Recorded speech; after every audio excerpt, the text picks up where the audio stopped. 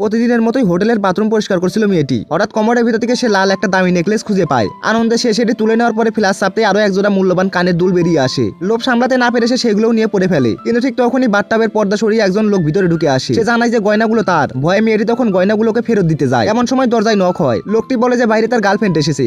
পরিস্থিতি সামাল দিতে সে মেয়েটিকে বাথটাবে লুকিয়ে থাকতে বলে, কিন্তু গার্লফ্রেন্ড ভিতরে ঢুকে অন্য একটি মেয়েকে দেখে রাগে ফেটে পড়ে। তখন লোকটি হঠাৎই বলে যে ও আমার স্ত্রী। এই কথা শুনে ক্ষুব্ধ গার্লফ্রেন্ড একটি চালু হেয়ার ড্রায়ার পানিতে ছুড়ে মারে। সঙ্গে সঙ্গে বিস্ফোরণ ঘটে এবং দুজনকে তখন হাসপাতালে নেওয়া হয়। দুর্ঘটনায় লোকটি স্মৃতিশক্তি হারিয়ে ফেলে। জ্ঞান ফিরতেই সে পরিচ্ছন্নতা কর্মীকে নিজের প্রেমিকা মনে করে। ডাক্তারদের পরামর্শে মেয়েটিও সত্য গোপন রাখে। এরপর সে নিজের কাজের পাশাপাশি লোকটিরও যত্ন নিতে থাকে। দিন যেতে যেতে তাদের মধ্যে সত্যিকারের ভালোবাসা জন্ম নেয়। কিন্তু একদিন লোকটির গার্লফ্রেন্ড আর হোটেলের ম্যানেজার এসে সব সত্য জানিয়ে দেয়। কষ্টে ভেঙে পড়ে মেয়েটি তখন চুপচাপ সেখান থেকে চলে যায়। কিছুদিন পরে লোকটি তার পুরনো গার্লফ্রেন্ডকে সেই নেকলেসটা উপহার দিতে গেলে মেয়েটি অবহেলা করে সেটিকে ছিঁড়ে ফেলে দেয়। আর ঠিক তখনই লোকটির সব স্মৃতি ফিরে আসে। সে বুঝতে পারে এই মেয়েটি কখনোই তাকে সত্যিকারে ভালোবাসেনি। তখন সে সঙ্গে সঙ্গে সম্পর্ক শেষ করে পরিচ্ছন্নতা কর্মী মেয়েটির কাছে ছুটে যায়। ক্ষমা চেয়ে তাকে একটা উপহার দেয়। বাক্স খুলে মেয়েটি দেখে যে সেখানে প্যারিস যাওয়ার জন্য 2টি ফার্স্ট ক্লাস টিকিট। কারণ প্যারিস ভ্রমণ ছিল তার জীবনের সবথেকে বড় স্বপ্ন।